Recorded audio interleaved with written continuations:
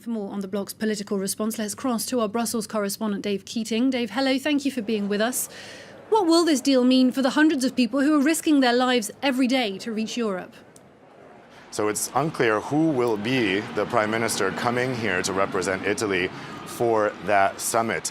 But it could see the first big conflict between this new Italian government and the EU on the issue of Russia. The coalition. Our discussion comes at a very important point for these Brexit negotiations, because splits are emerging in the UK over several questions, one of which is whether the UK should be in a customs union with the EU after Brexit.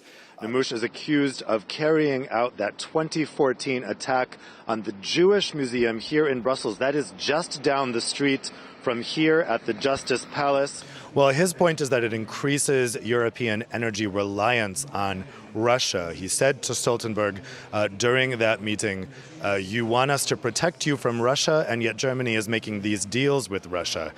So it's about energy security. But the other background to this is that the U.S. is very eager to start exporting liquefied natural gas, and that pipeline would eat into that potential. So there's some commercial interests involved here as well. But people here are pretty pumped up. You're seeing people all over the city walking around with their Belgium jerseys. I will say you're seeing a fair number of French jerseys as well. This is being called the Derby between pals.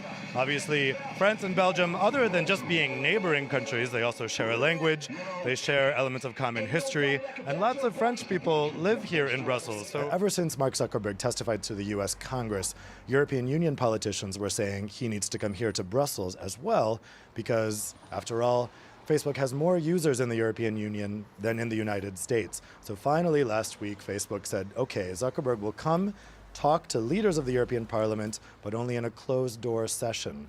Well, after a huge public outcry over the weekend, they did agree to stream the session online, but they had a format where all the MEPs had to ask their questions at the same time, and Zuckerberg gave one response at the end. And so he really didn't answer any of their questions, which resulted in a lot of bickering between the parliament leaders.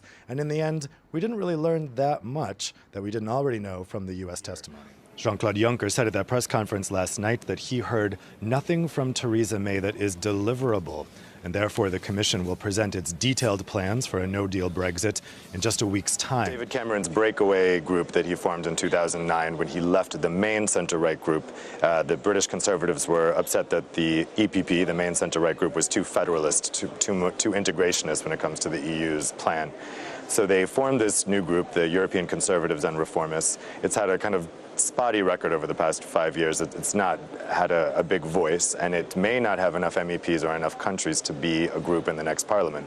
They're in talks with a couple of different parties across Europe, but one of the ones that would make the most sense is AFD.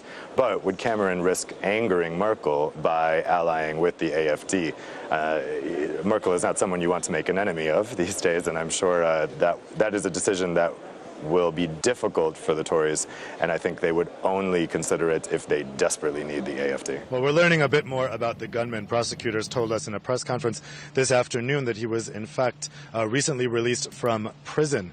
Now, all of this unfolded behind me this morning at the Café Aux Augustins, which is here in the center of Liège.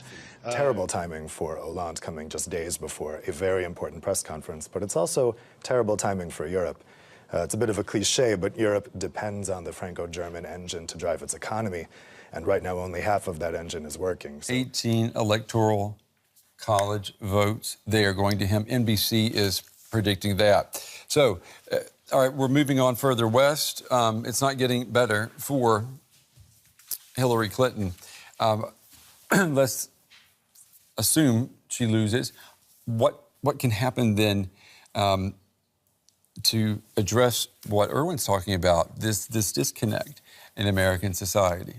I think what's interesting is that, I mean, it may be there was this fear about the silent Trump voter ahead of the election, that some people who were being called by pollsters, if they have a feeling of, the elites are against me, or they may not trust a pollster to tell them that they were intending on voting for Trump. And I think this is a phenomenon that is somehow going to have to be addressed, that people have a real distrust of institutions. And I think perhaps it may be even extended into a distrust of people calling for polls because they saw those people as coming from. That's right. It's the Brady effect. We're waiting for Obama and Merkel to walk out any moment now to the stage. But in the meantime, I want to continue our conversation with Dave Keating. Dave, President Obama, final 2 months. Should Chancellor Merkel, like Japanese Prime Minister Shinzo Abe, reach out to Donald Trump, the president-elect, build a relationship with him instead of continuing kind of her love affair with Obama?